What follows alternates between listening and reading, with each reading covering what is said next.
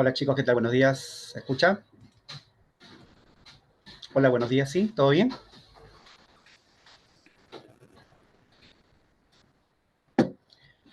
Buenos días con todos los conectados. ¿Qué tal, jóvenes? ¿Cómo están? Esperando que estén muy bien. Bienvenidos a nuestra semana 7 del curso de Historia Universal. Wow, son muchos saludos. Bueno, saludo para todos porque si respondo a todos, pues chicos, nos va a pasar todo el día. Entonces, saludo para todos en conjunto. ¿Qué tal? ¿Qué tal? Espero que estén bien ante todo y que estén listísimos ya para nuestra clase de hoy. Muy bien, una consultita antes de empezar todo.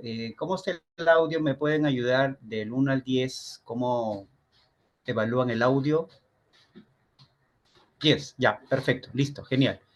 Ahora con más tranquilidad, ahora sí comenzamos. Muy bien, ¿qué tenemos para hoy? ¿Qué tenemos para hoy? Tenemos uno de los temas que más termina preguntando San Marcos en el tema de Edad Antigua, ¿no? Estamos hablando de Roma. Hoy vamos a hacer el tema de Roma, imagínate, ¿no? Hacer el tema de Roma es como hacer, no sé, pues para el siglo XX las guerras mundiales, ¿no? La importancia de Roma es fundamental para entender el mundo antiguo, ¿no? Los romanos no eran buenos médicos, eso sí, los romanos no desarrollaron una medicina, pues, wow, ¿no? Espectacular como los egipcios o los griegos, pero eso sí, los romanos eran muy disciplinados, eran bastante ordenados porque se, digamos, se apegaban mucho a las leyes, ¿no? Mucho al orden. Y ahí está, ¿sí? Así que hoy vamos a conocer esta civilización muy interesante que en su momento dominó el mundo antiguo durante 400 años, ¿no? Nos referimos a la poderosa Roma. ¿Ya? ¿Listos? Empezamos por aquí entonces. Bien, vamos a desactivar un ratito la cámara para comenzar a explicar este poderoso tema. A ver, ¿qué te parece si empezamos con algo muy sencillo? Una preguntita muy básica, chicos. Los romanos nos dejaron muchos aportes, ¿verdad? Derecho, los números romanos, incluso que seguimos utilizando en matemática también. Nos han dejado también las grandes construcciones, pues, ¿no? Por ejemplo, esta de aquí que tú observas, ¿sí? ¿Alguien sabe cómo se llama esa magnífica construcción? Enorme, ¿verdad? Si tú viajas a Italia, lo puedes observar. Está en el mismo centro de Italia. Estamos hablando de el Coliseo, ¿no es cierto? El Coliseo romano. Ese coliseo también lleva un nombre adicional. ¿Alguien sabe cómo se llama también el Coliseo romano? ¿Tiene alguien por ahí algún nombre que se le da también a este coliseo? Es el famosísimo Anfi. ¿Han escuchado la palabra anfiteatro? El anfiteatro, ¿no?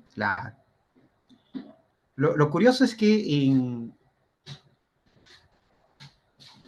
cuando se abren todo esto en las universidades, ¿no? En el mundo moderno, el mundo contemporáneo, las clases como eran tan grandes, chicos, entonces la gente se sentaba en estas carpetas que estaban ubicados en las escaleras, formando una figura circular, y en el centro estaba el catedrático, ¿no?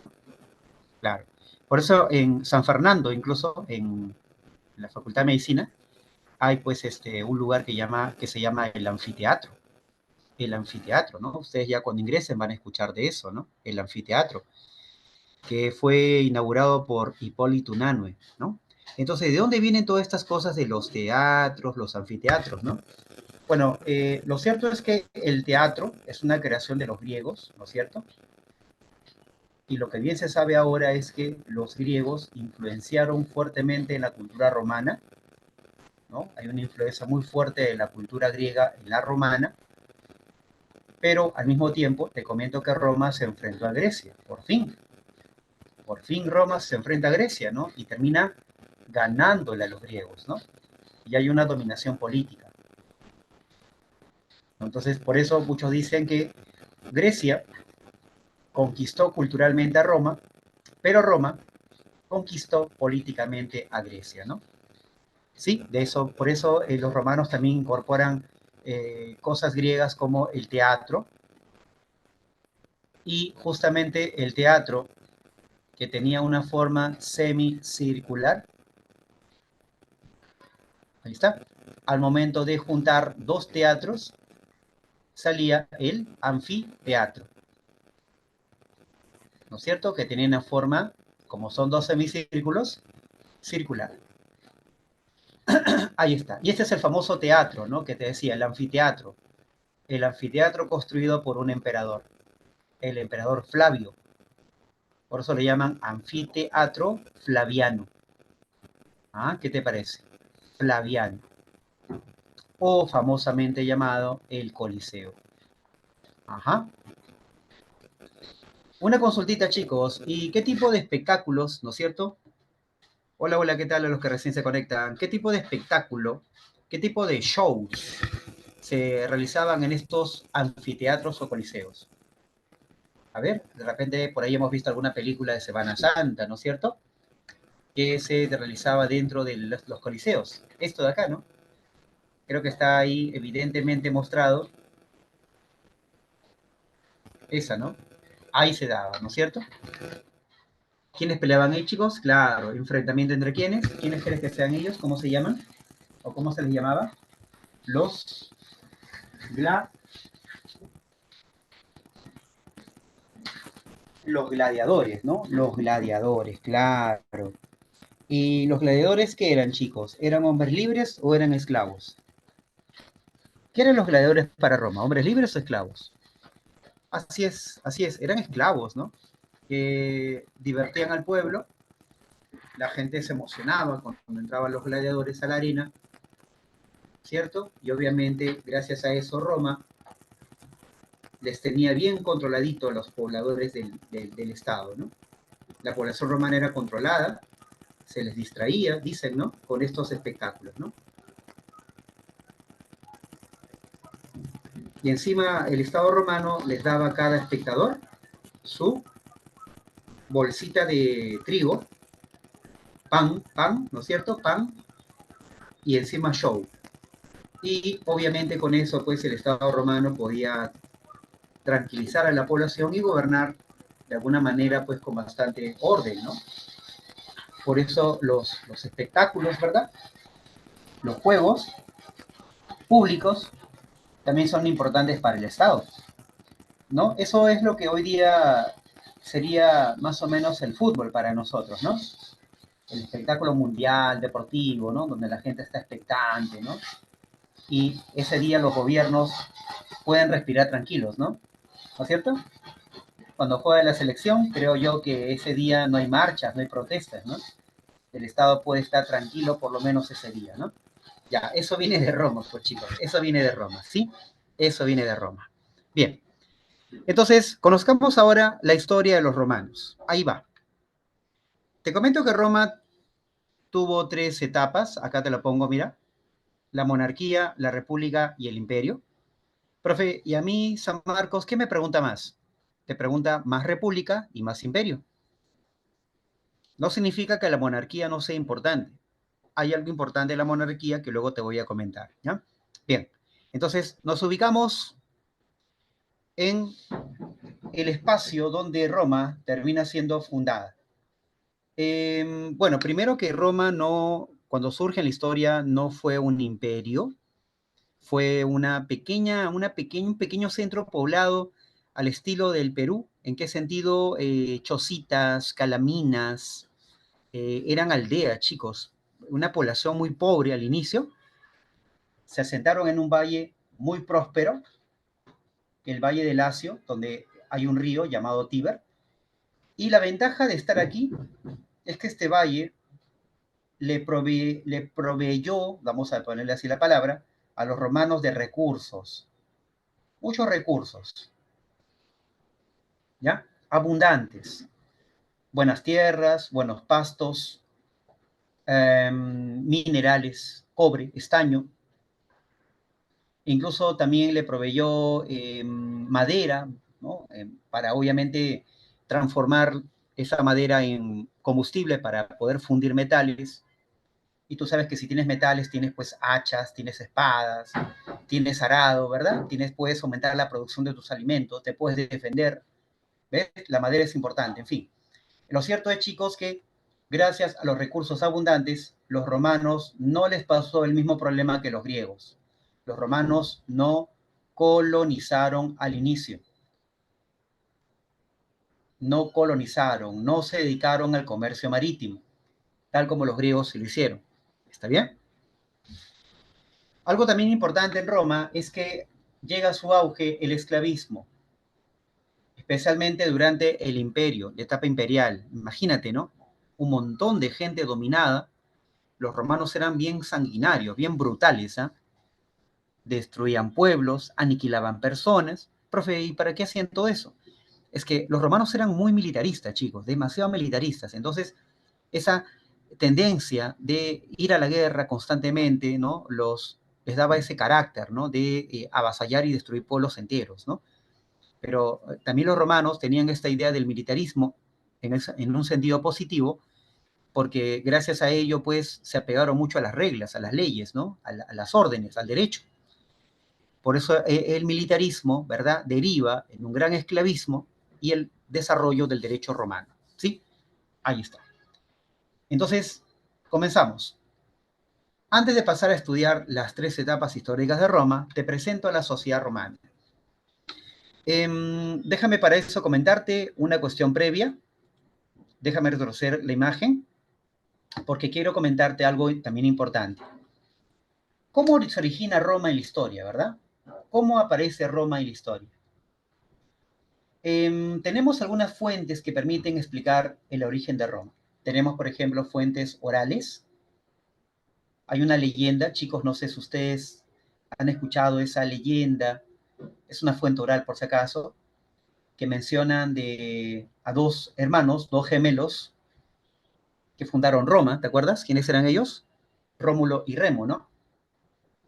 Y se transforma en una leyenda porque, si bien habla de seres humanos, pero también mencionan a dioses. Justamente Rómulo y Remo eran hijos de un dios, el dios de la guerra para Roma. ¿Quién era el dios de la guerra para Roma? El famoso dios Marte, exacto, ¿no? Eso es lo que dice la leyenda, ¿ya? Y luego dice Rómulo funda Roma, y tras la fundación, su hermano Remo es asesinado por Rómulo, ¿no? Y en honor a Remo, Rómulo le pone al centro que él funda Roma, ¿no? Remo, Roma. Así es, ¿ya? Pero las fuentes materiales, las fuentes arqueológicas, recuerdan, nos dan otras pistas distintas a lo que dice la leyenda. Según la leyenda, Rómulo y Remo vendrían de un personaje legendario llamado Eneas, un guerrero griego que escapó de la guerra de Troya. Pero de acuerdo a las fuentes materiales, que finalmente es la explicación más científica, los romanos vienen producto de una migración, la migración de los latinos, que terminan justamente fundando Roma, ¿sí? Ah, ya, profe, por eso los romanos, ¿qué idioma van a hablar? ¿Qué idioma tenían los romanos, chicos, si venían de los latinos? ¿El? El latín, ¿no? Claro. No se olviden, chicos, los latinos, por si acaso, vienen del norte de Europa. No vayas a pensar, profe, latinos, viene de Latinoamérica, profe, viene de Sudamérica. No, no, no, mucho cuidado, ¿ah? Los latinos vienen del norte de Europa, ¿ya? Ya está. Bien. Entonces, estos latinos van a dejar, pues, sus descendientes, ¿sí? Estos latinos van a dejar sus descendientes. Estos descendientes se les va a llamar con este nombre a partir de aquí en adelante. Los patricios. Ajá, le ponemos acá los patricios. ¿Por qué se le llama patricios? Viene del término padre de familia. En latín, pater familius, padre de familia. Él es el jefe de la familia. ¿Ya? Es un anciano jefe de familia. Pero al mismo tiempo, este patricio tiene un poder que se llama la patria potestas. Patria potestad, ¿han escuchado más o menos? Patria potestad, el poder que se tiene sobre los hijos, ¿verdad? Y eso significa que el patricio se queda con todas las propiedades de sus hijos. O sea, profe, si yo tengo mi ganado, tengo mis esclavos, tengo mis tierras, no son mías, no son tuyas, son de tu papá. Y si él quiere, puede ordenar quitártelo y quitarte la vida. Estos patricios son bien rectos, ¿ah? ¿Correcto? Una regla patricia, chicos, es que las hijas de este señor, sus hijas, no se casen con la chusma. Profe, ¿y a quién le llamamos chusma? La chusma son aquellos que no son patricios. Los plebeyos, los clientes y peor aún, los esclavos. Si una hija, chicos, si una hija se enamora y queda embarazada de esta gente, el papá tiene derecho a quitarle la vida. Quitarle la vida, porque para el papá lo primero es el apellido, porque el apellido es prestigio. Oye, ¿qué dirán nuestros amigos? ¿Qué dirán nuestros parientes? Que te has combinado con alguien de la chusma. ¿Ah? Prefiero que mueras antes que mi apellido quede manchado. Así eran ellos, chicos, ¿eh? Así eran ellos, ¿ya? Ahora, los patricios tenían su familia, ¿verdad? Y ellos solo se casaban, sus hijos, sus descendientes, con otras familias patricias. De tal manera que se van juntando familias. A ese conjunto de familias se llama la gens, ¿correcto? Pregunta Admisión San Marcos, bloque ABC. En la antigua Roma, los patricios tenían el poder político, económico y cultural, debido a que se agrupaban en gens, ¿correcto? ¿Estamos? Esa es la pregunta que llegó en San Marcos, gens. Ya, ¿por qué los bienes? Lo que pasa es que ellos tienen una costumbre, ¿no? Que el papá se quede con todos los bienes de los hijos, ¿me entienden? No es como ahora que cada uno tiene su propia propiedad, ¿verdad? Ahí es diferente. ¿Estamos? Entonces la gens, como recalco, viene a ser el conjunto de familias, obviamente patricias, y pertenecer a una gens, chicos, te permite ser parte de ¿qué? Las asambleas, tú también vas a poder dirigir el ejército, también vas a poder ir a las fiestas, ¿ah? Tomar, comer, bailar, que te da prestigio, te da acceso a todos los derechos que puedan haber en Roma. ¿Te das cuenta? Si el papá fallecía, los bienes pasaban al siguiente personaje con más edad. De repente el hermano mayor. Ajá. Siempre y cuando tuviera más edad. ¿Sí? Entonces, chicos, en conclusión, los patricios eran un grupo con muchos poderes, ya eran sujetos de derechos, se le puede llamar así, es decir, tenían todos sus derechos plenos. No así los otros que se llamaban los plebeyos. El origen de ellos es un tanto incierto, ¿no?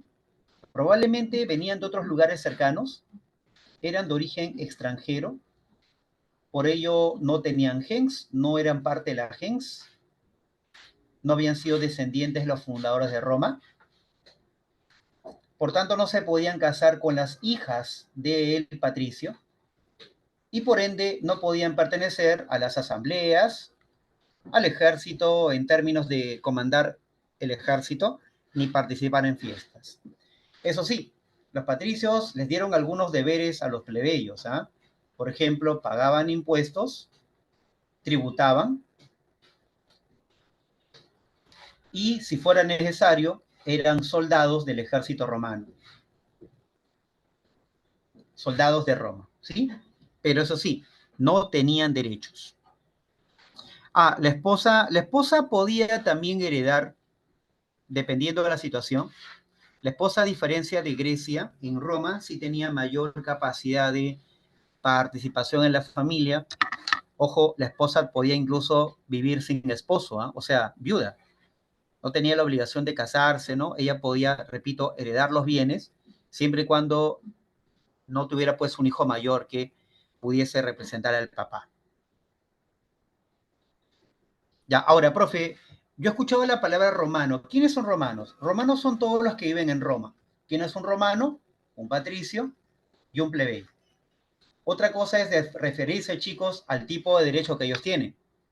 Los plebeyos inicialmente no tienen derecho, pero lo lograrán poco a poco. ¿Está bien? Cuando un plebeyo nacía en la familia plebeya, no podía ser un patricio de ningún modo, porque el patricio desciende de los fundadores de la ciudad de Roma, ¿ya? Y solamente aquellos que vienen de esa línea paterna, del abuelito en adelante, son patricios.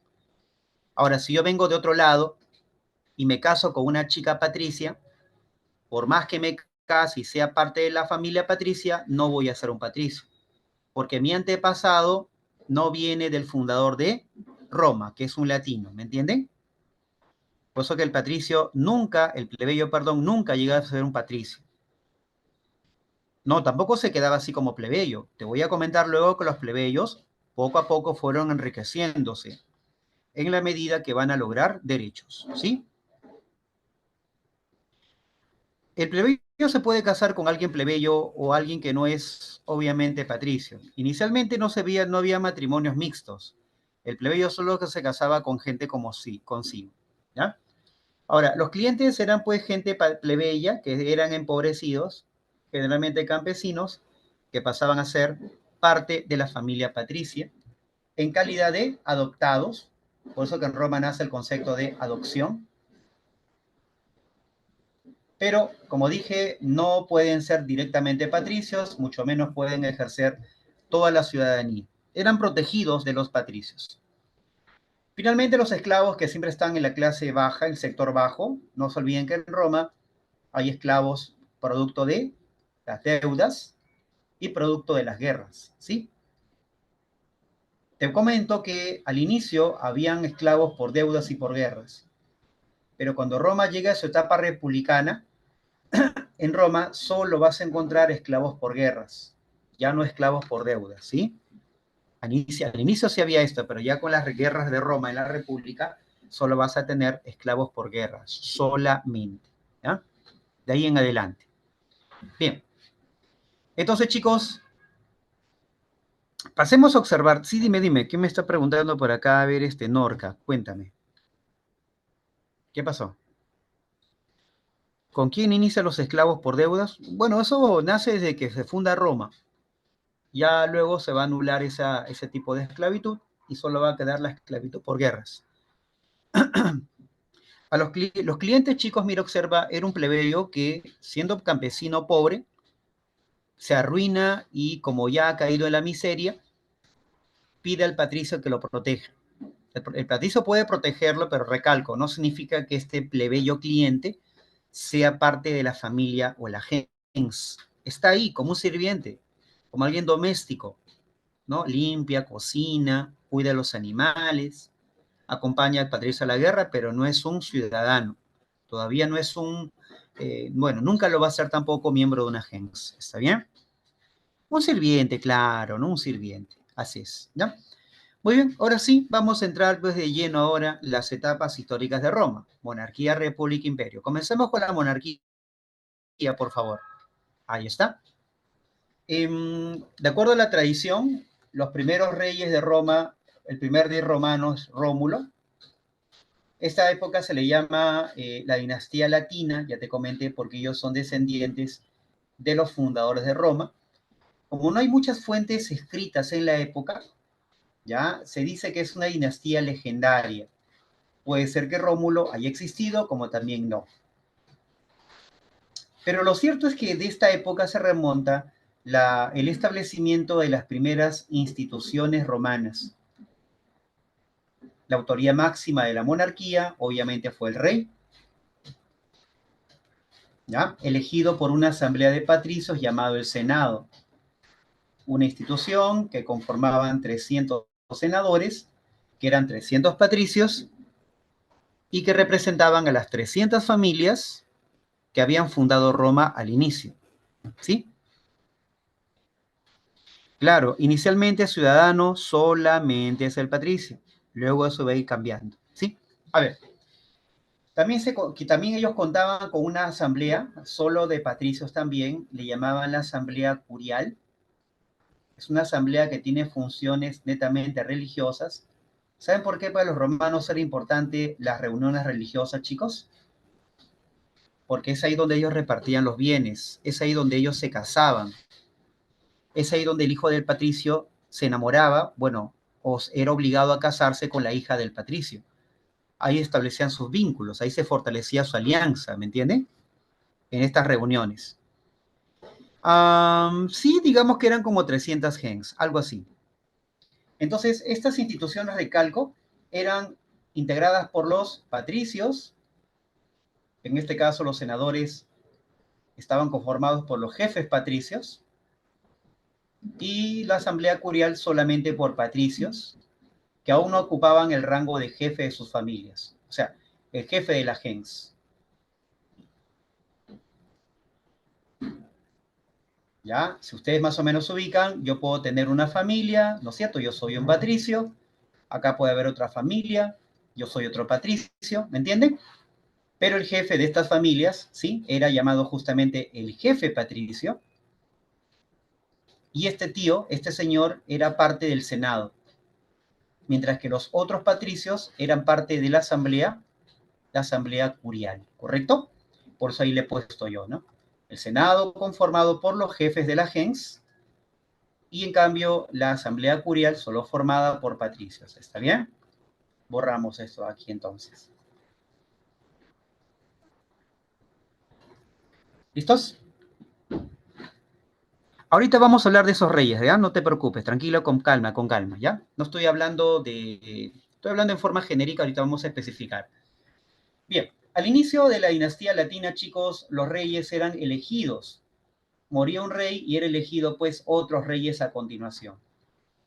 Su cargo, por lo tanto, era electivo. ¿Se entiende la palabra electivo?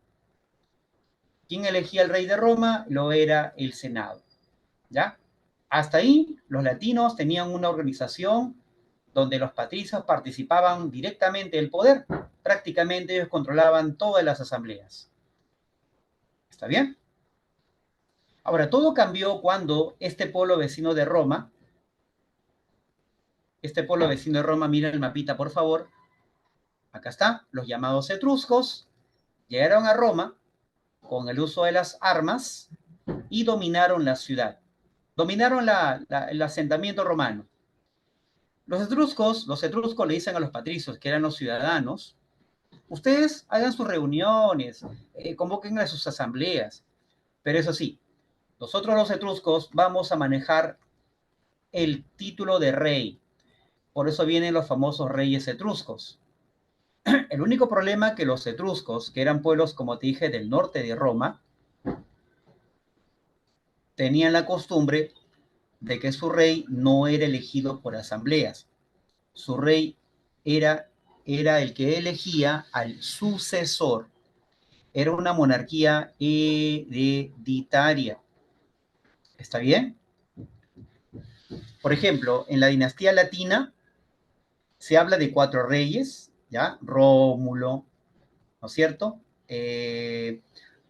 Numa Pompilio, que es un rey digamos, nombrado porque los romanos inicialmente hicieron un pacto con un pueblo vecino llamado los Sabinos. Él era un rey de origen sabino, Numa Pompilio,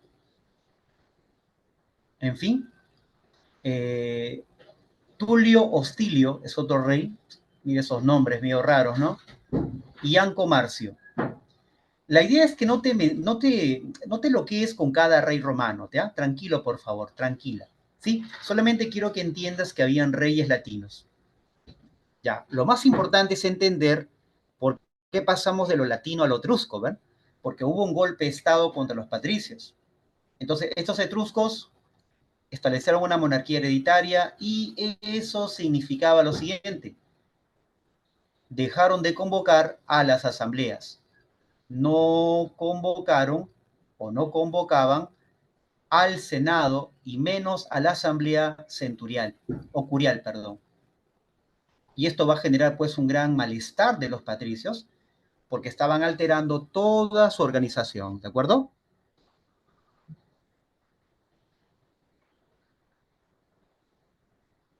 Claro, la Asamblea Curial tiene más cantidad. Vuelvo a recalcar, lo importante, chicos, es que el paso de la dinastía latina a la etrusca se debió a un golpe de Estado etrusco, lo que permitió que ellos asumieran el control principalmente del título de monarquía.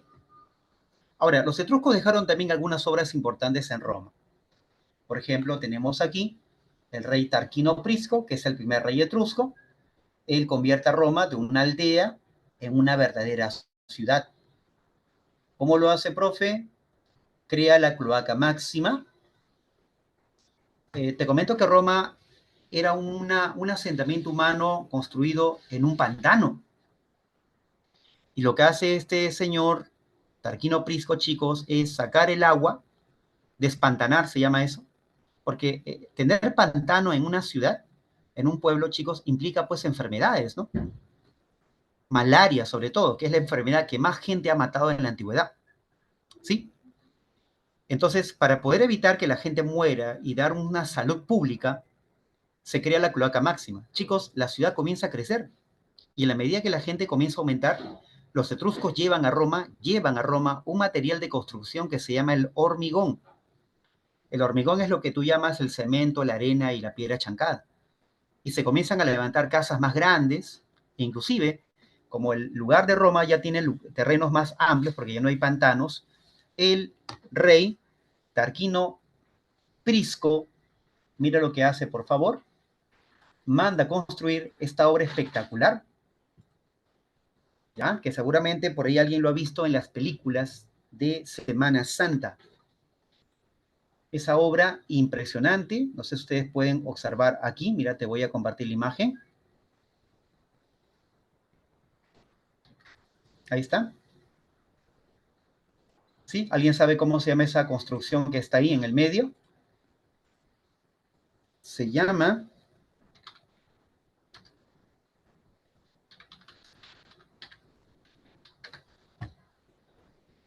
el famosísimo Circo Romano. Y ahí está, mira, hay una película que habla sobre eso, ¿no? La película Ben-Hur, no sé si han visto la película ganadora de 11 premios Oscar. Ah, es una película espectacular. Como un hipódromo, ¿no? Claro, obviamente Tarquino el Antiguo es Tarquino Prisco. Hay otro Tarquino que se llama Tarquino el Soberbio. Son dos Tarquinos, ¿ya? El primer Tarquino se llama Tarquino el Antiguo y el último Tarquino se llama Tarquino el Soberbio, ¿correcto? Ya está. Entonces, chicos, no se olviden que esta es la obra más espectacular que deja la monarquía romana, el Circo Máximo. Ya, profe, pero ¿qué tiene que ver eso con el gobierno de la monarquía? Es que esto se hizo con los impuestos que pagaban los patricios, principalmente, ¿ya? Entonces los patricios, uno, están pagando demasiados impuestos, dos, no tienen derecho a participar en las asambleas, imagínate, por lo que los patricios levantan una rebelión y derrocaron a la monarquía etrusca. ¿Te das cuenta?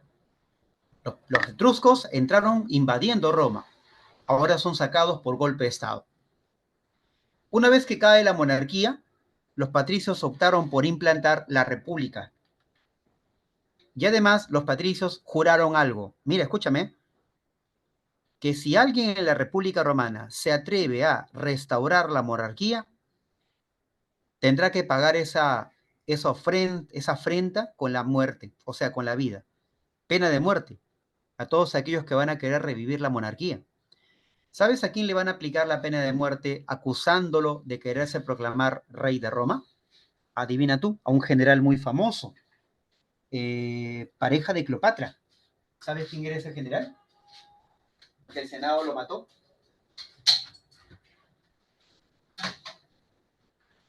El general Julio César. Marco Antonio no, Julio César. A él lo terminaron matando. Recuerda que Cleopatra estuvo primero con Julio César y luego con Marco Antonio. Bueno, es parte de la política, ¿no? Eso es parte de la política. Luego vamos a comentar las travesuras, perdón, la política de Cleopatra. ¿Sí? Listo. A ver. Entonces, chicos, recuerden por favor que la república es una forma de gobierno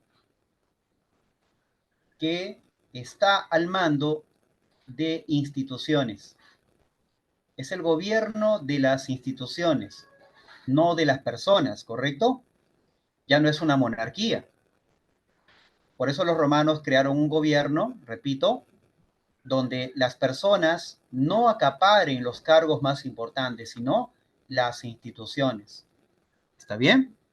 Las instituciones. A ver, cuando yo postulaba, hace tiempo, me llegó una pregunta en mi examen de admisión. Mira, yo recuerdo esa pregunta todavía. Me preguntaba Misa Marcos, ¿cuáles fueron las principales instituciones de la República Romana? Y la respuesta ganadora, con la cual ingresé, fue la siguiente. El Senado, número 1. Número 2, las magistraturas. Y número 3, los comicios o asambleas. ¿Sí? El Senado, más o menos te estaba presentando el Senado, una institución que viene de la etapa monárquica, conformada tradicionalmente por los patricios. Tiene funciones de tipo internacional. Puede declarar la guerra, declarar la paz. ¿Estamos? Al inicio el Senado se encargaba también de todo el aspecto legal, o sea, proponer las leyes, promover leyes también, hacer proyectos de ley, ¿sí? Se encarga de todo el aspecto legislativo. No le voy a llamar poder judicial porque sería como forzar la idea del Senado como si fuera nuestro Congreso actual, ¿sí? Tiene varias diferencias. Entonces, la parte legislativa estaba en manos del Senado. Ahora, el Senado, como tenía muchas tareas, va a delegar funciones de la ciudad a los llamados magistrados. ¿Quiénes son los magistrados? Son autoridades, funcionarios,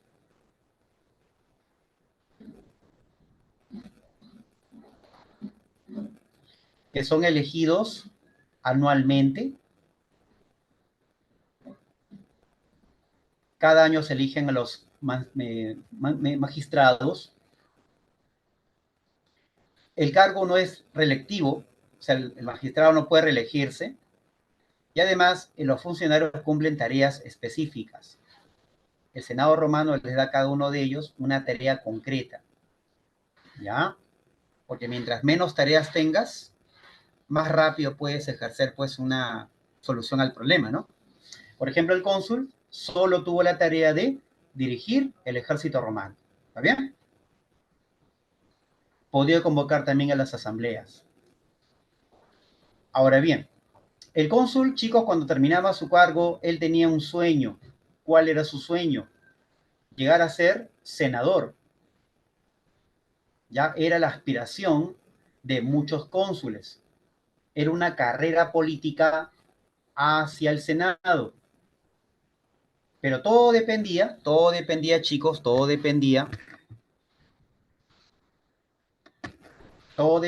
de que una autoridad lo eligiera para ser senador.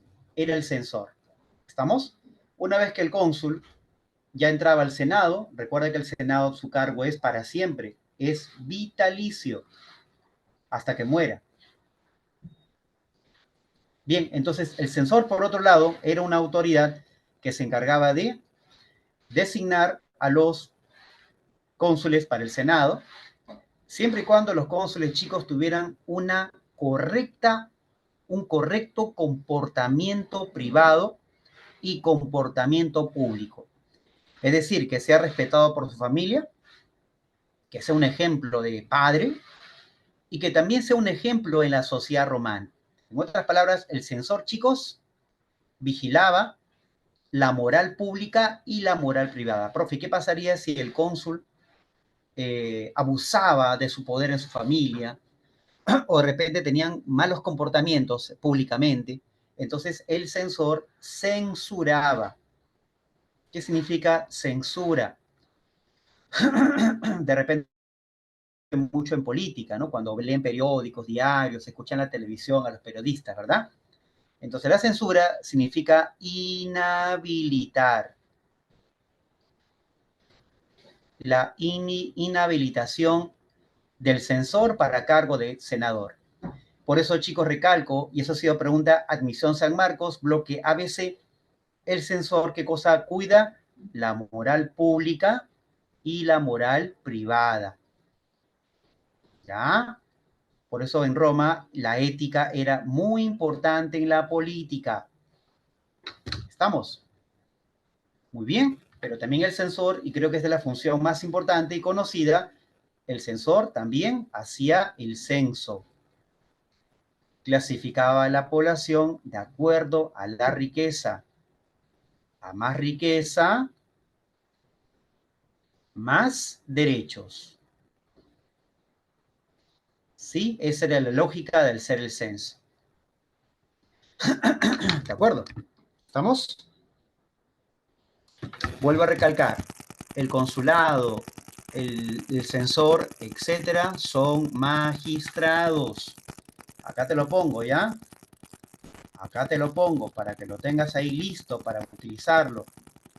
La magistratura o magistrados son los cónsules, los censores,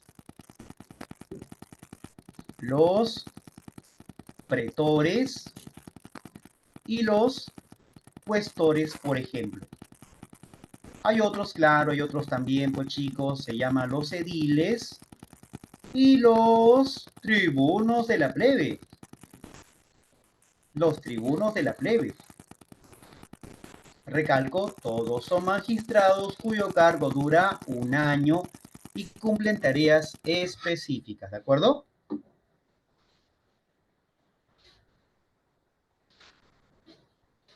Mi micrófono tiene un sonido raro, ¿cómo que? ¿Un sonido de qué, chicos?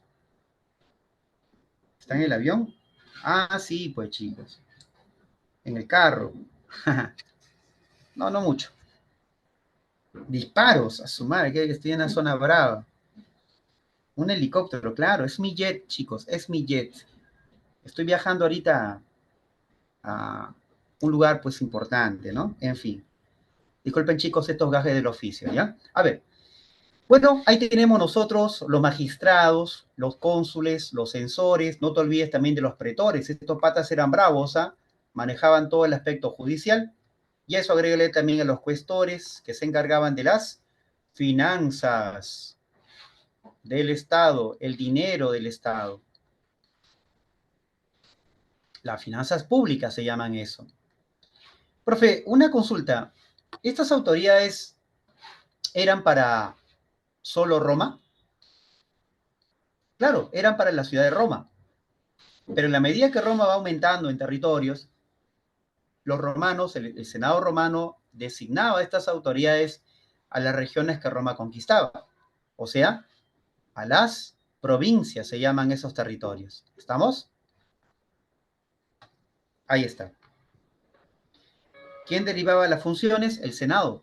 O sea, la Asamblea elegía a los magistrados, pero cuando el Senado, ¿te acuerdas del Senado? Te dije que tenía que ver con cuestiones externas. Veía que las provincias, que eran regiones recién conquistadas, necesitaban orden. Entonces el Senado derivaba estas funciones, estos funcionarios, a esas provincias recién conquistadas. Repito, el cargo de magistrado duraba un año. Acá está, chicos, te puse anual. Anual. ¿Sí? Anual. Ahí está.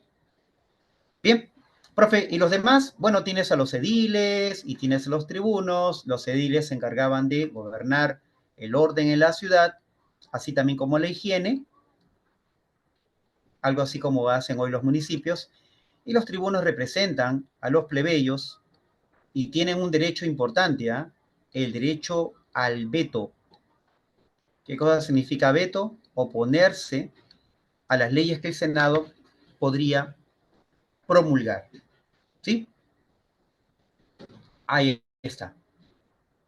Muy bien. ¿Y dónde eran elegidos estos magistrados? Recalcamos, en las asambleas, o conocido como los comicios. Asambleas o comicios.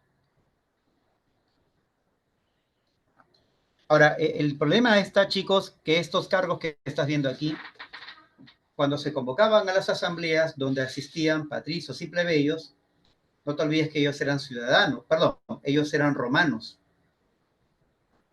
Pero el problema está que al inicio, en las asambleas, los patricios sí eran ciudadanos, los plebeyos no eran ciudadanos. Entonces, cuando pedían votar, los patricios podían votar. Sí, voto por tal persona para el consulado. El plebeyo levantaba la mano. Señor plebeyo, disculpe, usted no puede votar. Señor, ¿por qué? Si yo pago impuestos, yo voy a la guerra para Roma, soy un romano. Es que usted no es un ciudadano. Entonces me voy a quejar, dice el plebeyo. El problema era que no había quien represente al plebeyo ante el Senado. Así pues, chicos, con una sociedad desigual, los plebeyos que iniciaron una huelga. El derecho al veto significa oponerse a las decisiones del Senado. Todavía, al inicio, no hay tribunos. Entonces, chicos, te estaba comentando que esta desigualdad que nacía en la República llevó a los plebeyos a luchar y al final obtener derechos. ¿No es cierto? Obviamente en Roma tenemos el derecho escrito. Vuelvo a recalcar, el derecho en Roma fue un logro de las luchas plebeyas, las luchas de la plebe, también se le llama así. ¿Ok? Recuerda que esto en la historia también es algo muy normal, ¿no es cierto? Ustedes saben, por ejemplo, para tener 8 horas, como ley de 8 horas, pues ha tenido que enfrentarse mucha gente, ¿no? Por ejemplo, para que la universidad sea pública, para que vaya gente que no tiene recursos o gente que necesariamente tiene un apellido que no es aristocrático, como pasa en nuestro caso, han habido también luchas, ¿verdad? Siempre ha habido luchas en la historia, ¿ya? Pero el detalle, chicos, no se olviden que estas luchas plebeyas tienen como resultado el derecho. Bien, voy a hacer una pregunta para los cicleros.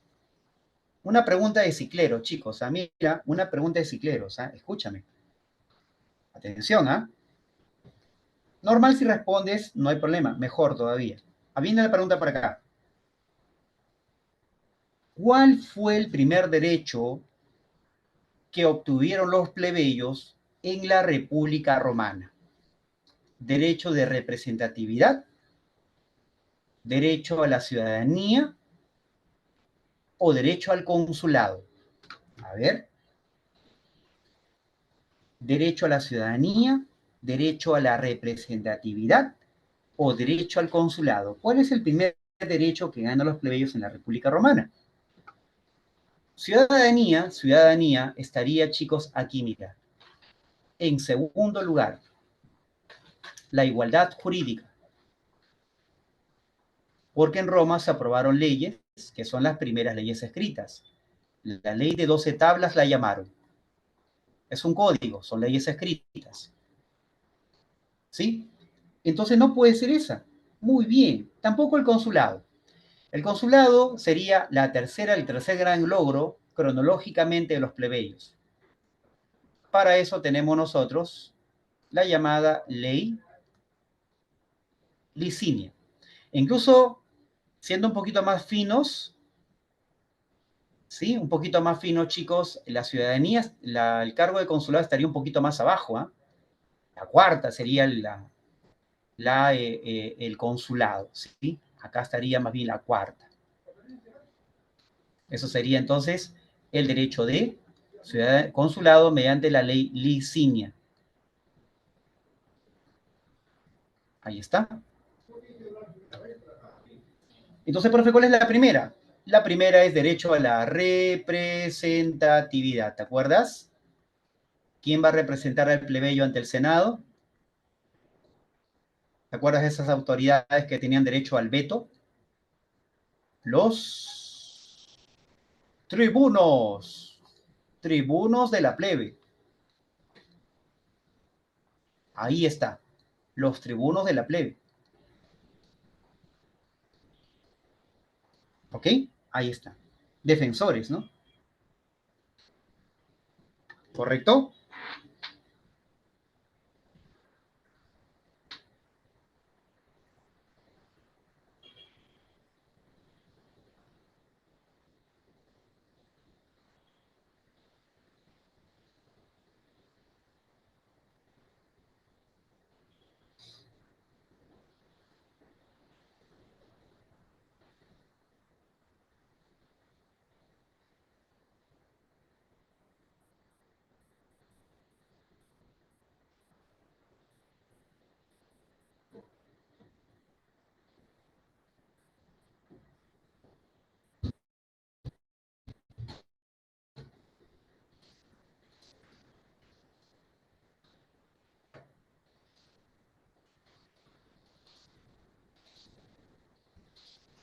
Sí, los tribunos de la plebe tenían derecho al veto, que no implicaba que el tribuno podía anular una ley, ¿eh?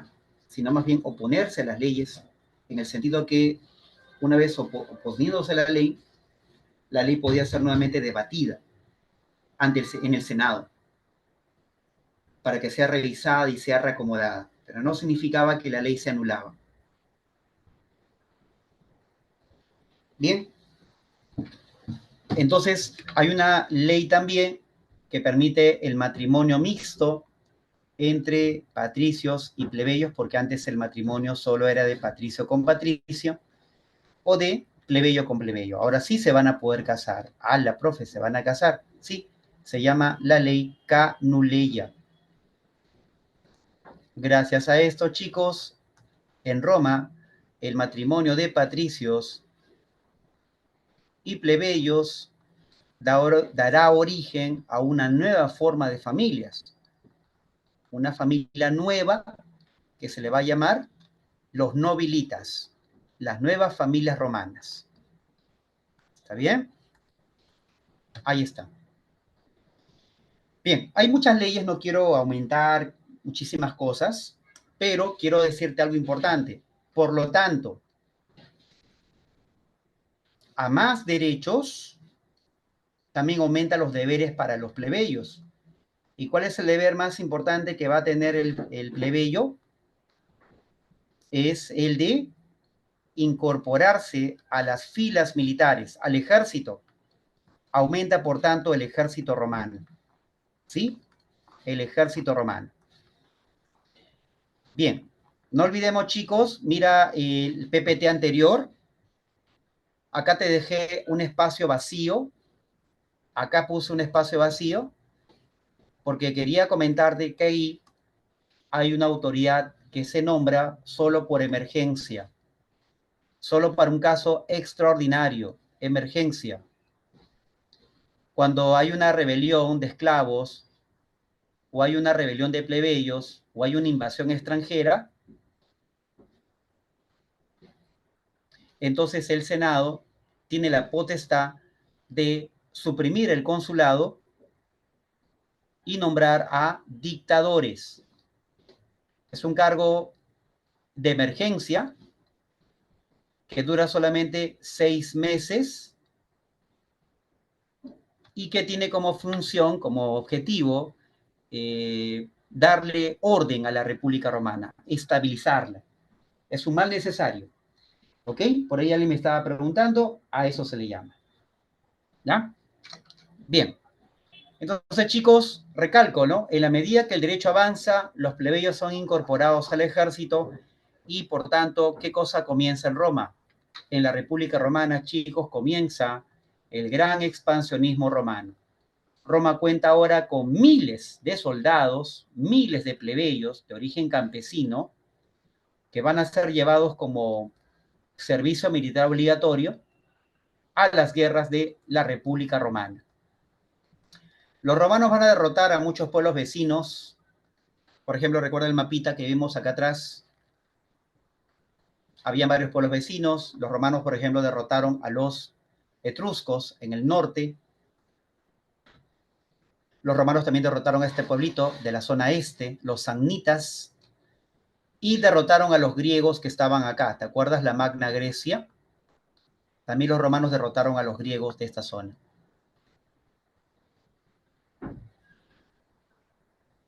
Claro, yo voy a enviar el PPT, no te preocupes. Una vez que Roma ya ha conquistado toda Italia, Roma se lanza a la conquista del mar Mediterráneo, chicos. Y ahí va a enfrentarse a su mayor rival en toda su historia, los cartaginenses.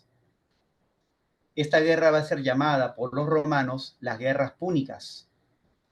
En realidad el nombre debe ser cartaginensas, pero Roma no llamaba a este pueblo como Cartago, lo llamaba como el país de los punis, de ahí de la palabra púnicas, ¿no? Causa principal de la guerra, acá Roma ya está más interesada no tanto en territorio, sino en el control del mar para fines comerciales. El mar Mediterráneo occidental. Profe, ¿dónde está ese mar Mediterráneo occidental? Está por acá. El Mediterráneo occidental. Mira, si ves por ahí, hay algunas islas chiquititas. Una de ellas se llama Cerdeña, la otra se llama Córcega y esta de acá es la más grande, la de Sicilia. Es una región muy grande, ahí se cultiva bastante trigo, bastante pan, bastante trigo ahí hay, chicos, en Sicilia. Y además ahí hay también gente rica que puede pagar grandes tributos al Estado romano. ¿Correcto? Muy bien. Y comienzan las guerras. Primera guerra púnica, victoria de Roma en el mar. ¿Ya? Los romanos se convierten en una potencia marítima. Le quitan a los cartaginenses islas del mar Mediterráneo occidental. Repito, entre ellas Sicilia, que pasa ahora al dominio romano. Los cartaginenses ya veían a Roma como una amenaza muy seria y se preparan para la Segunda Guerra Púnica. El gobierno de Cartago, que a propósito también era una república, nombra a Aníbal, general cartaginés, como el jefe máximo del ejército para que vaya a Roma y la destruya. Para eso Aníbal reclutó 50 elefantes y de Cartago llevó ese ejército enorme por el norte de África, pasando por España, llegando a la actual Francia y cruzando la cordillera de los Alpes. Impresionante, ¿no? Estos son los Alpes, miren chicos. Mira esos elefantes, ¿no? Acá están los elefantes, los paquidermos, mira. Aníbal hizo una campaña espectacular, pero al mismo tiempo también Aníbal se debilitó. Entonces Aníbal, estando en Italia, decide no atacar a Roma. Lo que hace Aníbal es ir a cada región de Italia y conversar con los pueblos italianos, que si lo apoyan a Aníbal, entonces alcanzarán su victoria final, la libertad, porque ya estaban dominados por Roma, ¿no? ¿Qué hace Roma en ese momento, chicos? ¿Qué le promete Roma a los pueblos italianos para que se unan a Roma y venzan a Cartago? A ver, ¿qué cosa está negociando Roma? ¿Tierras? ¿Darle esclavos? ¿O darle ciudadanía? Darle derechos, ciudadanía. A ver, ¿qué cosa le da Roma finalmente a los pueblos italianos? ¿Ah? Exacto, la ciudadanía. Perfecto. Entonces, profe, usted me está diciendo que las guerras permitieron la expansión del derecho, así es, de la ciudadanía. A eso llega la conclusión. Muy bien, chicos, Cartago no tiene ayuda y entonces Aníbal es derrotado en la batalla de Sama y luego asesinado.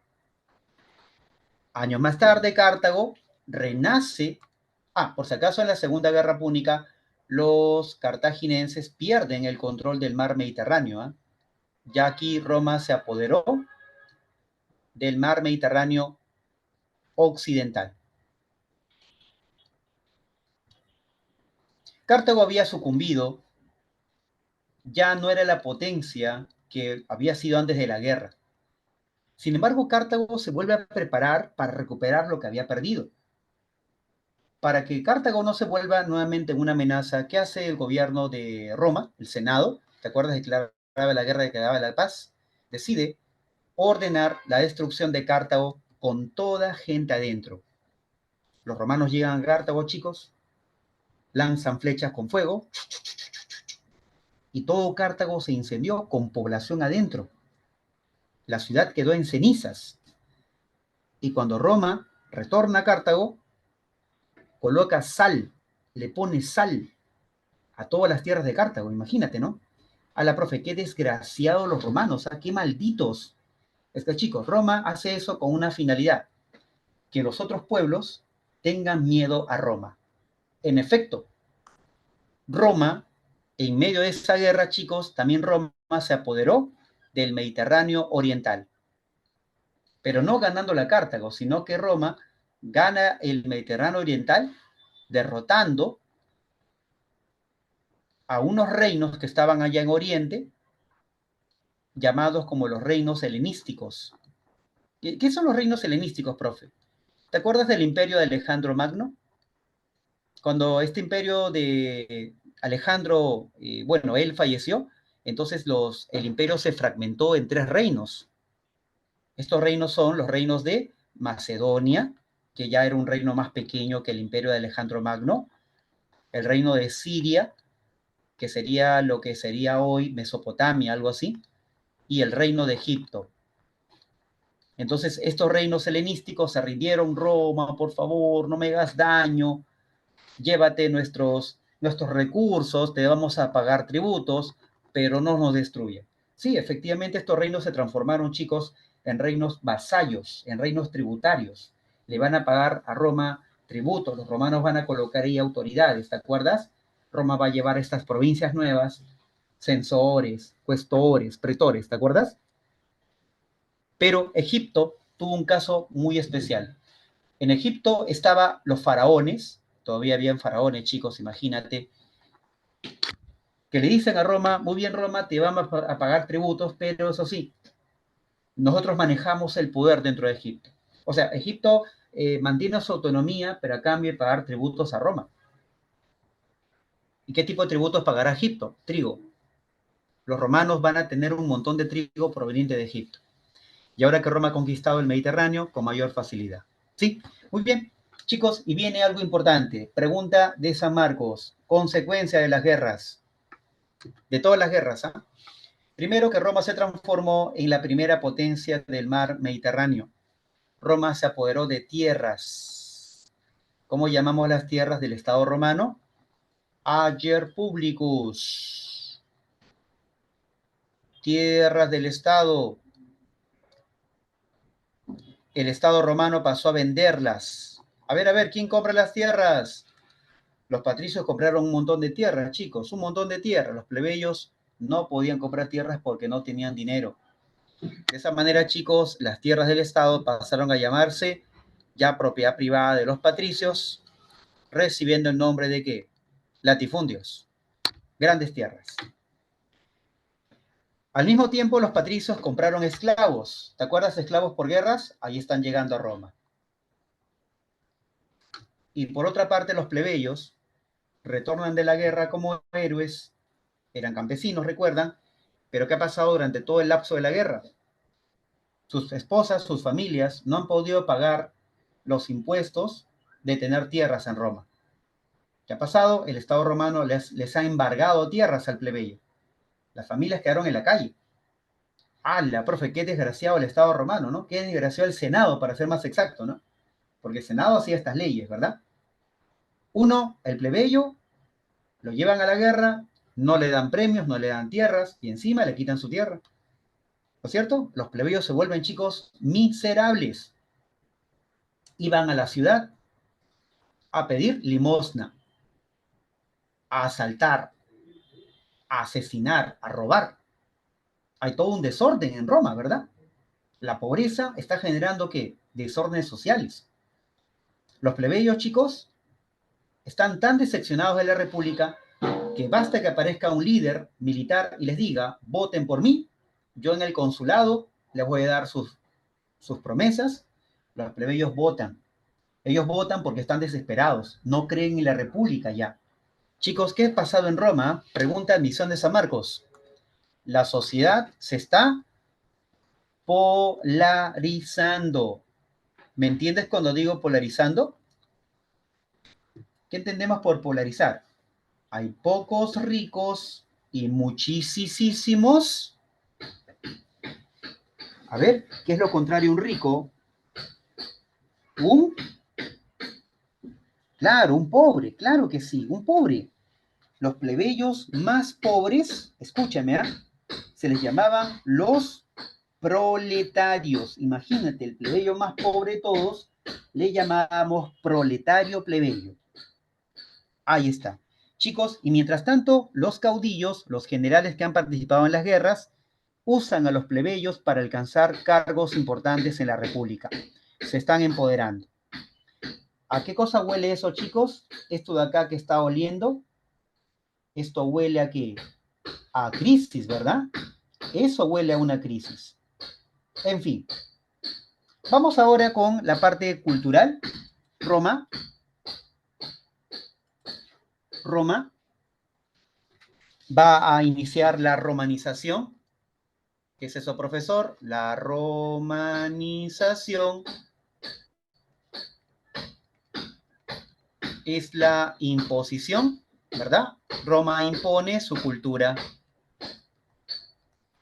Entonces tú tienes que, si vives en la época de Roma, tú tienes que aprender el latín, porque a través del latín tú vas a poder entender y obedecer las leyes de Roma, el derecho romano. Pero al mismo tiempo también Roma comenzó a recibir influencia de qué cultura? ¿Qué cultura influyó fuertemente en Roma? La cultura griega. Eso se llama la helenización. Influencia de la cultura griega en Roma. Cuando Roma se va a los reinos helenísticos, ¿te acuerdas en Oriente? Los romanos se impresionaron con la cultura griega, trajeron muchos elementos de la cultura helénica. ¿Y sabes qué cosa le encantó más a los romanos? Sus dioses. Ah, profe, por eso los dioses romanos se basan en los dioses griegos, ¿te acuerdas? Solo con diferente nombre. Ahí está, miren chicos. ¿Te das cuenta? Ahí está, ¿no? Ya no está Zeus, ahora está Júpiter. Ya no está Atenea, está Minerva. Ya no está Afrodita, la griega, ahora está Venus, la romana. Eso, por favor, recuerden, fue una pregunta de admisión San Marcos. La cultura romana, la religión romana se basa en la religión griega. Así llegó una preguntita, chicos, de lo más sencillo que pueda haber. ¿Ya? Así que muy atento con eso. Hay una pregunta de un compañero, dice, profe, el término proletario no fue usado desde la Revolución Francesa. En realidad, desde la época de Roma se usa la palabra proletario, ¿de acuerdo? Ya luego en la Revolución Industrial hay otro tipo de proletario que ya obviamente tiene otra connotación. ¿Sí? ¿Listo? No, no, lo que pasa es que la romanización es imponer el pensamiento romano, las leyes romanas que al fin y al cabo están dentro del campo cultural. Obviamente, como esa es una orden del Senado, tiene también pues una imposición política, ¿no? Sí, pero en esencia, chicos, la ley la ley y la lengua son parte del campo cultural, ¿sí? Pero claro, hay una decisión política de por medio también.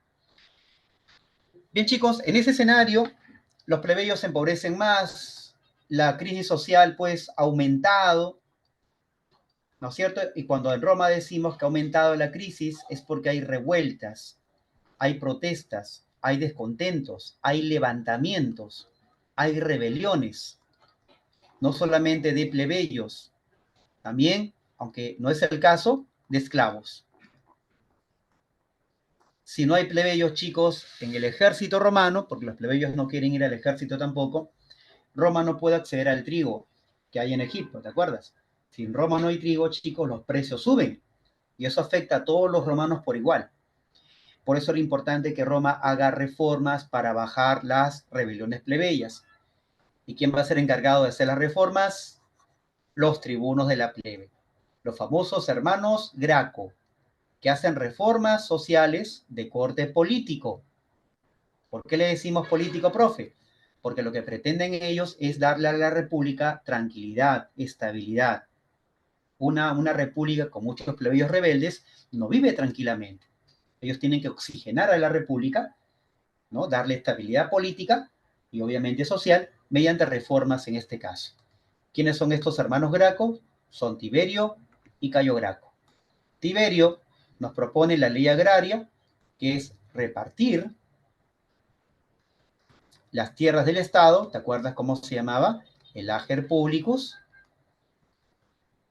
entre los plebeyos, obviamente la plebe. El Senado logró aprobar la ley, solo que la ley no se terminó aplicando. Una cosa es que la ley se apruebe, otra cosa que se aplique, ¿verdad? Al final el Senado, antes de aplicar la ley, acusa a Tiberio Graco de querer proclamarse rey. Sí, este señor quiere ser rey porque se está reeligiendo. Y recuerda que en Roma los cargos de magistrados no son reelecciones, no es reelección. Entonces lo acusaron de proclamarse rey y lo mataron. Muy bien. 10 años más tarde, su hermano Cayo Graco propone la ley frumentaria. Eso significa bajar el costo del trigo para que el plebeyo pueda acceder a este bien de primera necesidad. La reforma no se llegó tampoco a aplicar. Cayo Graco se quitó de la vida frente a los plebeyos. Chicos, las reformas han fracasado y la crisis aumentó como una bola de nieve. Era tan grande la crisis que prácticamente afectó a toda la República Romana. Y así comenzaría la llamada crisis de la República. Causas de la crisis de la República Romana. Primero que había una gran desigualdad que en Roma iba aumentando mucho más con las guerras, ¿cierto? Las grandes brechas sociales. ¿Te acuerdas que ese datito lo pusimos con otro nombre, ¿no es cierto? La polarización de la sociedad, ¿te acuerdas? Ya. Segundo, los caudillos militares cada vez se volvían más poderosos. Hay un empoderamiento de los caudillos. Los caudillos se mostraban como salvadores de la república, tanto para patricios que quieren ordenar la república como los plebeyos que quieren reformas sociales. ¿Ya? Así que el caudillo va a terminar siendo la única solución cuando la sociedad está muy fragmentada o muy polarizada. La guerra sería la única manera de imponer o bien el orden o bien las reformas sociales. ¿Estamos? Y la última causa de la crisis de la República es que en el Senado mismo aparecen intereses rivales, pugnas entre dos facciones. Uno se llama los senatoriales. Estos señores, por ejemplo, se les llama también como los optimates, porque están en contra de toda reforma social, ¿no? Ellos dicen, ¿para qué ser tan tolerantes con los plebeyos? Mano dura contra ellos. Hay que ordenar que el ejército los aplaste, ¿no? ¿Se entiende? Mano dura. Pero el rival de estos senadores o senatoriales eran los famosos populares. Los populares tenían otra salida de la crisis, proponían hacer reformas para que el Estado romano tenga obviamente un ejército permanente. Eran los reformistas. Y así, chicos, en este escenario surgen las guerras civiles en Roma. ¿Cuántas guerras civiles? 3. La primera guerra civil, Mario contra Sila. Mario popular, Sila senatorial. ¿Quién la gana? A Mario lo matan y Sila gana la guerra. El Senado lo nombra. Como es una guerra civil, chicos, es una emergencia, una preguntita. ¿Qué cargo nombraba el Senado de manera extraordinaria cuando había una guerra civil? Muy bien, dictador. Eso será Sila. Él va a ser un dictador Profe, 6 meses. El Senado modifica la ley para que sí la gobierne hasta que muera. Dictador vitalicio.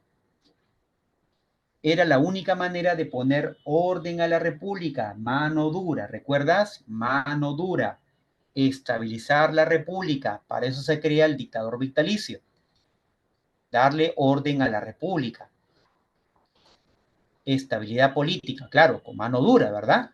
Algo así como tipo Dina Boluarte, ¿no? Más o menos así, mano dura para dar orden al Perú, ¿no es cierto? Ahí está, igual para Roma. Sila fallece, el Senado tiene miedo, hay un vacío de poder, 3 generales se reúnen para llenar el vacío dejado por Sila. Julio César, Pompeyo y Craso.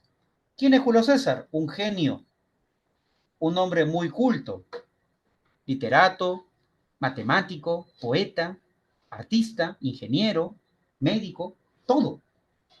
Es el prototipo de romano, chicos, pero era misio. No tenía plata para la campaña electoral.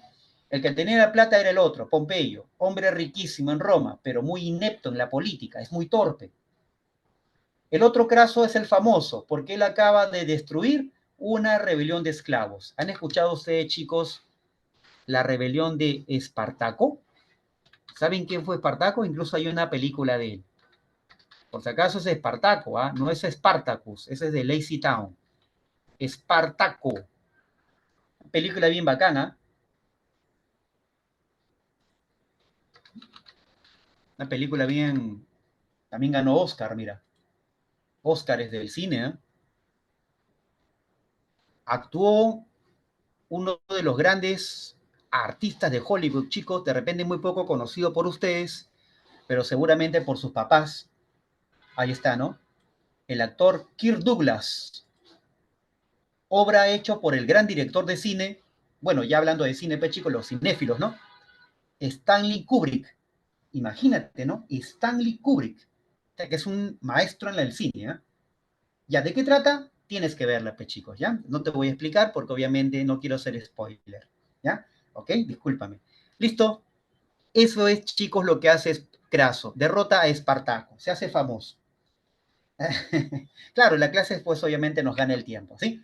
Bueno, chicos, tanto Julio César como Pompeyo van a ser ganadores del título de consulado, van a ser cónsules. ¿Te acuerdas que habían 2 cónsules? Y a Craso le encomiendan una misión que es anexar un territorio que está en Oriente, donde estaban un pueblo que eran los sobrevivientes de los persas. Era un pueblo que Roma los llamaba los partos. Cuando Craso va a Oriente, los partos derrotan a Craso y matan a Craso de la manera más terrible. Dice que le hacen tomar oro hirviendo por la boca. Así muere Craso. Mira, un peligro que Roma tiene en Oriente, ¿eh? Así es. Muy bien, chicos, Julio César y Pompeyo, si bien eran aliados, pero los intereses están por encima de las alianzas. Julio César era del Partido Popular. Ya sabes qué quiere hacer Julio César, reformas. Mientras que Pompeyo se une, porque era rico, a la clase senatorial. Como no se ponen de acuerdo, ¿cómo murió Craso? Lo mataron bebiendo oro hirviendo, cuando va a sus campañas contra los partos en Oriente. Chicos, como Julio César y Pompeyo no se ponen de acuerdo, recuerda, son intereses muy distintos, muy antagónicos, y además son generales, pues chicos, un general no le vas a pedir que se sienta a la mesa, ¿no? Hay que conversar, ¿no? Hay que negociar, hay que abrazarnos. Que los generales tienen otra solución, ¿no? Guerra. Se inicia la Segunda Guerra Civil. ¿Quién gana? Julio César en la batalla de Farsalia. Julio César vuelve a Roma y obliga al Senado a que sea nombrado dictador. Y miren lo que pide Julio César, ¿eh? Senado, yo quiero que me nombres dictador como Sila. Oye, Julio César, ¿estás loco? Solamente hay un Sila para nosotros. El nuevo Sila seré yo. Y con la presión del ejército, chicos, Julio César va a ser nombrado segundo dictador vitalicio. El Senado tiene que rendirse a sus pies, no había otra. ¿Qué hace Julio César? Reformas. Dos reformas que solo te comento. La primera, cambiar el calendario romano. Roma incorpora el calendario de Egipto. ¿Te acuerdas de Egipto, chicos? ¿Calendario lunar o solar? ¿Te acuerdas? En Roma. En Egipto, perdón. ¿Qué calendario hay en Egipto? ¿Ah? ¿Solar o lunar? Calendario solar. Eso va a Roma, aunque en Roma ese calendario le llamaron calendario juliano porque lo crea Julio César. Julio César transforma los 365 días en meses. El calendario juliano tenía 10 meses, pero como faltaban 61 días, parte de esos 61 días en 30, que él lo va a llamar el mes de 62 días, perdón, lo va a llamar uno de ellos, julio, y el mes que sobraba, que era agosto, será ya nombrado por su sobrino llamado Augusto, ¿no? De ahí el nombre de calendario. Ahora, la pregunta es, ¿y por qué el calendario egipcio llega a Roma? Porque Julio César había hecho un pacto con Cleopatra, llevar las guerras de Roma hacia Oriente, porque estaban ahí los partos, ¿te acuerdas de los partos que te comentaba? Entonces, cuando el Senado está viendo que las tropas de Julio César están marchando a Oriente, el Senado acusa a Julio César de proclamarse rey. Sí, este señor es como Tiberio Graco, quiere ser rey. El Senado lo termina asesinando. ¿Ya? Así termina, por lo tanto, la dictadura de Julio César. Repito, en la Segunda Guerra Civil, Julio César derrota a Pompeyo. ¿Ya? Bien, muerto Julio César, hay un nuevo vacío de poder. Surge el segundo triunvirato. Esta vez es una alianza secreta, ¿ya? Perdón, una alianza pública. Se reúne Octavio, sobrino de Julio César. Está Marco Antonio, que es el mejor soldado que ha tenido Julio César. Y está Lépido, un general que luego va a desaparecer del triunvirato. Octavio, o Marco Antonio, perdón, había vuelto a hacer un pacto con Cleopatra. Él había tomado el plan de Julio César de llevar la guerra de Roma hacia Oriente. Marco Antonio tuvo el apoyo del Partido Popular en el Senado, pero Octavio, quien no era de los buenos, digamos, no era un candidato favorecido por el Senado, pero tampoco el Partido Popular quería a Octavio. Entonces Octavio tenía que unirse al Senado porque no le quedaba de otra y se une a los senatoriales. Aunque los senatoriales no quieren a Octavio porque, repito, Octavio es sobrino de Julio César. ¿Sí? La otra reforma que hizo Julio César antes que lo maten es la reforma agraria, repartió tierras a los plebeyos. Como los intereses de Octavio y Marco Antonio son muy distintos, ¿verdad? Octavio está con el Senado, Marco Antonio está con Egipto, se rompe el segundo triunvirato y se desata la tercera y última guerra civil. Y en este combate de Actio, Octavio derrota a Marco Antonio y a Cleopatra al mismo tiempo. Y tras el triunfo de Octavio, este general vuelve a Roma y obliga al Senado a que lo proclame dictador, cónsul, tribuno, pretor, cuestor, todos los cargos en Octavio. Por eso que eso ya no es república, ¿no, chicos? Porque es el gobierno de una persona. Eso se llama imperio. ¿Sí? El imperio nace cuando Octavio es proclamado emperador. Obviamente Octavio no se va a quedar con su cargo de emperador. Octavio va a cambiar de nombre y se le va a comenzar a llamar César Augusto. Mira, todo por la imposición del ejército, ¿verdad? Cómo el ejército te llevaba pues al poder rápidamente, ¿no? Muy bien, entonces chicos, nace el Imperio Romano. Te comento que el Imperio Romano tuvo dos momentos, el Alto Imperio Romano, que es la etapa de auge imperial en el sentido de lograr la máxima expansión, auge económico también y auge cultural. ¿Sí? El auge cultural. Por ejemplo, el auge de tipo económico lo logra César Augusto, lo inicia en todo caso, cuando el país, el Imperio Romano, ya no tiene guerras civiles. A eso se llama la Pax Romana. Se promueven las grandes rutas comerciales de Roma. Imagínate, la ruta del trigo, la cebada, del vino, la ruta de la seda con China. Prospera las ciudades, chicos, crecen las ciudades, y eso se le llama la paz romana. Al tener mucho dinero Roma, el propio César Augusto alcanza un auge cultural denominado el siglo de Augusto. ¿Ya? Destaca en este tiempo la literatura. ¿Literatura con quién? Ah? ¿Te acuerdas? Virgilio. ¿Quién más estaba ahí? Horacio.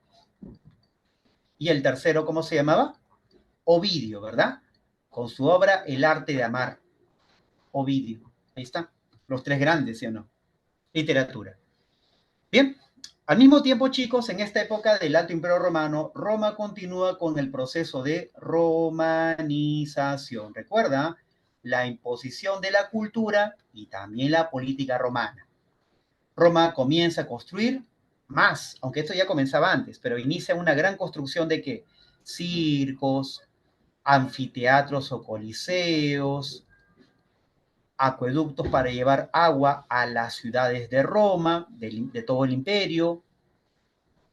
También construye, por ejemplo, baños públicos, llamados como termas, grandes arcos del triunfo para recordar las victorias de Roma, para conmemorar los triunfos romanos, etcétera, etcétera. Pero lo más importante de entender y conocer esto de aquí, chicos, es decirte de dónde salía la plata para esto, ¿verdad? Ya, esto salía de los impuestos que pagaban los pueblos conquistados por Roma. En la medida que Roma conquistaba pueblos enteros, el dinero llegaba a Roma frescamente, fresquecito. Por ejemplo, ¿no? Hoy día, en miércoles, Roma ha conquistado a un pueblo. El día jueves y viernes ya estaban los impuestos llegando a Roma para que se destinen en las construcciones y también, aunque no lo creas, las fiestas. ¿Sí?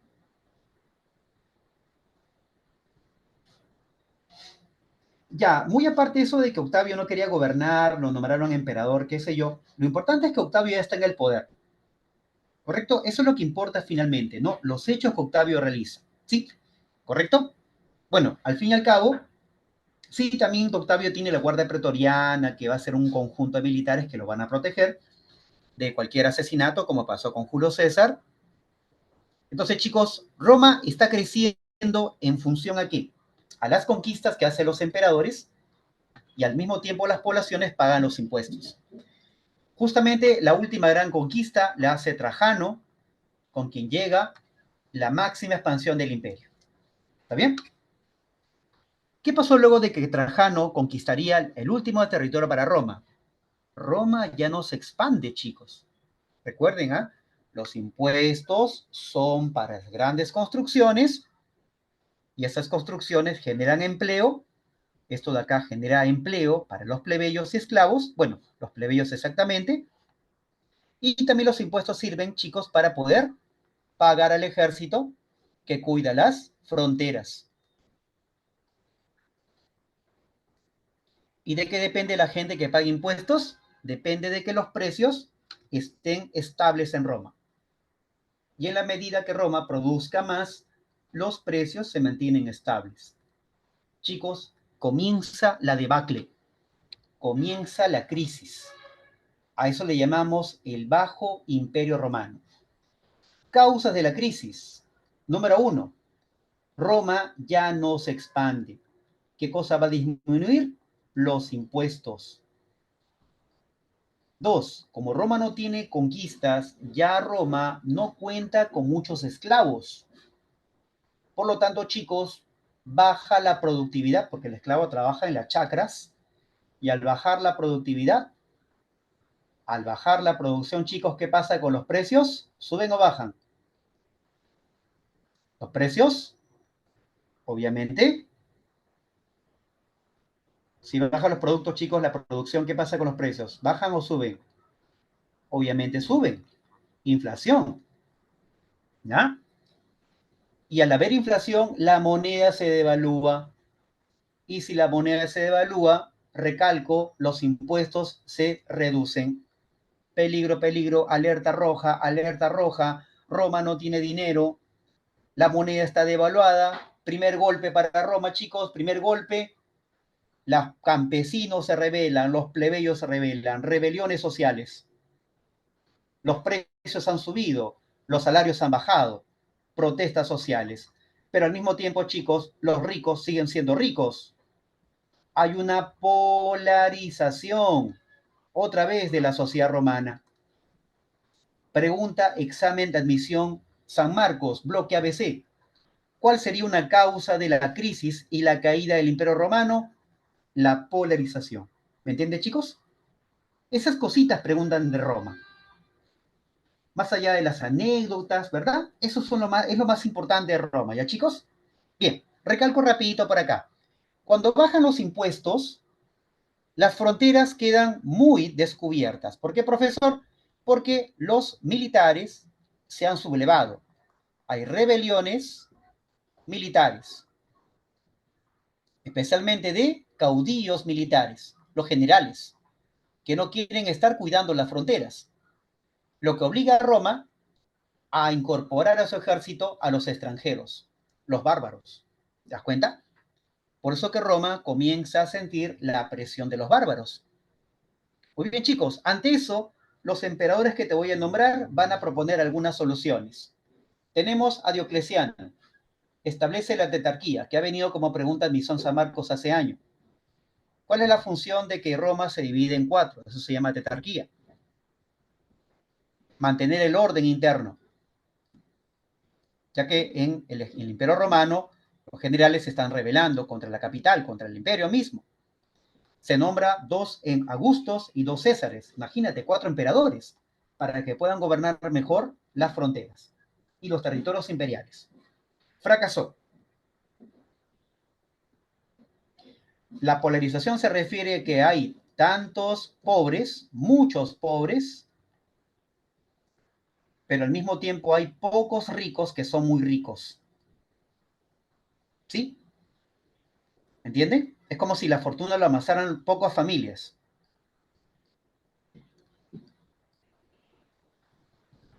Pocos ricos con mucha riqueza y muchos pobres con mucha miseria, con mayor miseria, ¿no? Con menor riqueza. Eso se llama polarización. Consecuencia, ¿a qué te refieres con consecuencia de la división de Roma en cuatro partes? Lo que pasa es que la crisis ya se estaba comenzando a dar en el siglo III. Ante esa crisis, Diocleciano responde, por eso decimos, es una consecuencia efectivamente de esta crisis de Roma, ¿no? Luego Constantino, que tiene que ver, pues chicos, que Roma, la población se está sublevando contra la capital. Constantino, para bajar las tensiones, porque había un montón de protestas, ¿eh? Incluso el Imperio Romano perseguía gente porque, no solamente porque era pobre, también porque era cristiana. Cristianismo igual a pobre en ese tiempo era. Y el emperador ordena matar a los pobres y a los cristianos también. Y para evitar, pues chicos, que esto aumente las protestas sociales, la polarización se haga más crítica, Constantino le da libertad religiosa a todos los cultos en Roma. No solo cristianos, también a otros cultos. Profe, ¿y qué cosa gana el Imperio Romano dando este edicto de Milán, que es la tolerancia a las religiones? Gana tranquilidad interna, gana estabilidad, reduce la polarización. Claro, estamos viendo que la crisis, con estos detalles que te he comentado, son la causa más importante de la caída del Imperio Romano. ¿Estamos? Si tú me dices, profe, ¿por qué cayó el Imperio Romano? Yo te respondo la crisis. Punto. Una crisis interna. Ya, pero ¿cuál es la característica de esa crisis interna? Ahí te estoy colocando. Bajos impuestos, baja producción, polarización social. ¿Está bien? Y Teodosio, chicos, Teodosio enfrenta el problema de que no hay impuestos en el Estado romano, el Estado no tiene muchos recursos. ¿Qué hace Teodosio, chicos? Decide darle al cristianismo la oportunidad para ser la única religión del Imperio Romano. Ya, profe, ¿y eso qué tiene que ver con los impuestos? Lo que pasa es que los cristianos tienen solo un Dios y tienen solamente una iglesia. Y su iglesia es muy moderada, gasta poco. Por eso que Roma adoptó el cristianismo para evitar gastos excesivos, para generar austeridad o ahorro en el Estado romano. Por eso Teodosio le da al cristianismo esa posibilidad de ser religión oficial. ¿Está bien? La crisis era inminente. Y además Teodosio, viendo que ya los extranjeros o bárbaros están presionando las fronteras, divide el imperio en dos, Occidente y Oriente. Chicos, ¿qué cae primero? Cae Occidente. Oriente se mantuvo en pie. Y justamente el imperio romano occidental terminaría cayendo con estas invasiones, siendo el último emperador Rómulo Augustulo. Lo derrocan y ese hecho marcaría el final del imperio romano de Occidente. ¿Correcto? Muy bien. Y para cerrar este capítulo, no te olvides que Roma nos deja aportes históricos. Derecho, grandes construcciones. No se olviden, chicos, que estas construcciones tienen una función, son bastante públicas para toda la población. Son también de tipo recreativa, muchas de ellas, para que la gente se distraiga. Y funcionan, son funcionales. Tienen un funcionamiento que duró durante muchos años en Roma, ¿no? ¿Correcto? Muy bien, ahí están, chicos, los aportes de Roma que nos deja en la historia. Bien, para cerrar nuestro capítulo de hoy, chicos y chicas, ¿qué te parece si compartimos nuestras claves de la semana 7? ¿Listos? ¿Listas? A ver, vamos a compartir, ¿sí? A ver, por acá vamos a presentar nuestras claves.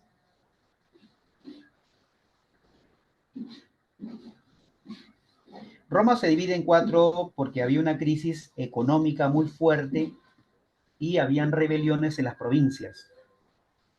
Entonces, dividiéndose en cuatro, los emperadores tendrían dos funciones que cometer: controlar los territorios de los golpes de Estado y poder ahora recaudar mejor los impuestos.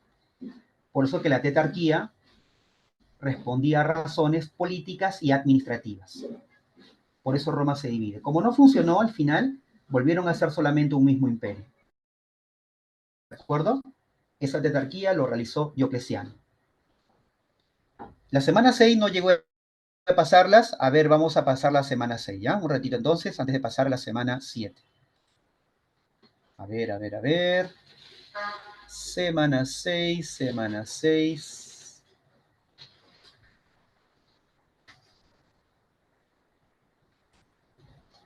Ya, esperamos que hayan marcado también sus claves por ahí.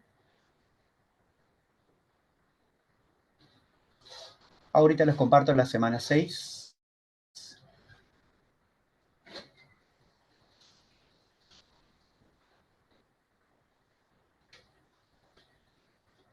Ya, mientras tanto les comparto la semana 7, ¿sí? Un poquito para agilizar el trabajo, mientras luego presento la semana 6. Ahí está. Vamos con la primera. Semana 7, por si acaso. La 6 ahorita la comparto. 1 casita, 2 barquito, dedo, perdón, 2 dedos, 3 casa, 4 casita, 5 el anfiteatro, llamado también como coliseo, 5 enano, 6 enano, 7 besito, 8 enano,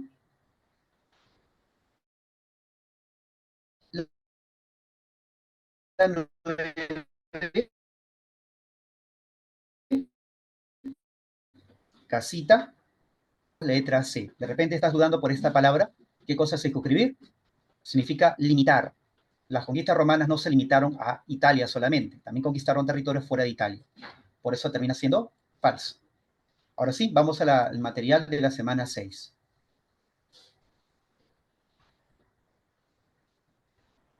Bien, tema Grecia, atención por favor, ahí va. ¿Listo?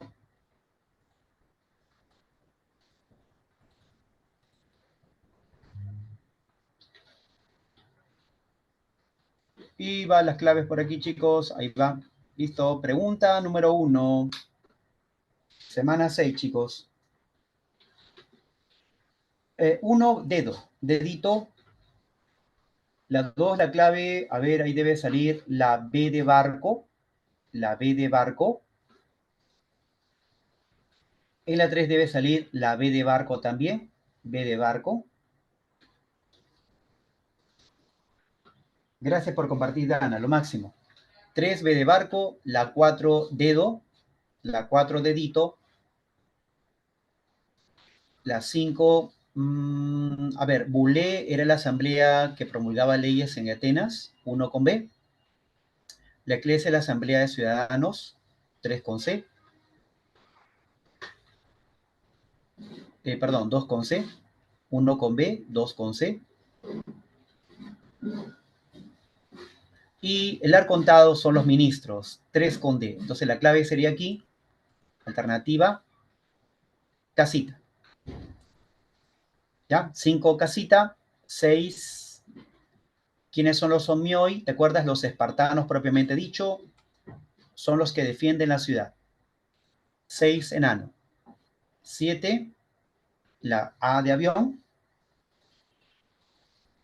La 8, dedo. La 9, la C de casa. Y la 10, pregunta Misión San Marcos, la E de enano. ¿Ok? Si alguien por ahí se quedó sin clave, por favor lo comparte. Los que han marcado todas las claves de la 1 a la 10 de la semana 6. Bien, chicos, entonces conmigo será hasta otra ocasión. Cuídense muchísimo. Nos vemos la siguiente sesión. Cuídense, chicos. Nos vemos. Que tengan buen día a todos.